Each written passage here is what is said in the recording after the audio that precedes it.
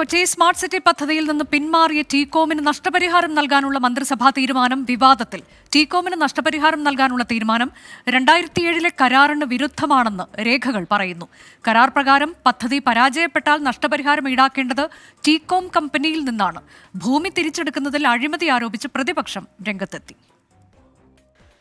2007 Kochi smart city പദ്ധതിക്ക് വേണ്ടി ടീകോമും സംസ്ഥാന സർക്കാരും തമ്മിൽ ഒപ്പുവെച്ച കരാറിലെ വ്യവസ്ഥകൾ ലംഘിച്ചാണ് നഷ്ടപരിഹാരം നൽകാൻ മന്ത്രിസഭ ഇന്നലെ തീരുമാനമെടുത്തത്. കരാറിലെ 7.2.2 ക്ലോസ് പ്രകാരം ഉടമ്പടി പ്രകാരമുള്ള കെട്ടിട നിർമ്മാണത്തിലും തൊഴിലവസര സൃഷ്ടിയിലും വീഴ്ച വരുത്തിയാൽ ടീകോമിൽ നിന്ന് നഷ്ടപരിഹാരം ഈടാക്കാമെന്ന് പറയുന്നുണ്ട്. കരാറിൽ കൃത്യമായ വ്യവസ്ഥയുള്ളപ്പോഴാണ് പദ്ധതിയിൽ നിന്ന് പിന്മാറിയ ടീകോമിന് അങ്ങോട്ട് നഷ്ടപരിഹാരം നൽകാനുള്ള തീരുമാനം മന്ത്രിസഭ കൈക്കൊണ്ടിരിക്കുന്നത്.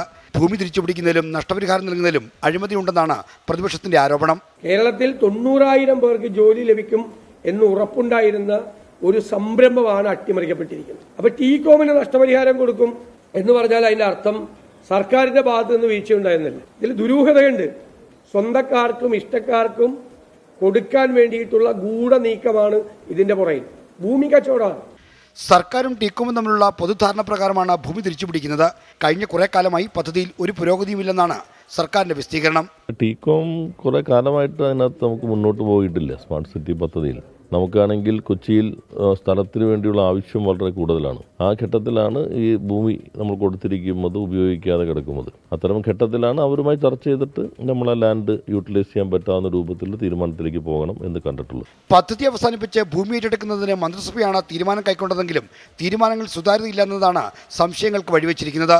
24 തിരുവനന്തപുരം.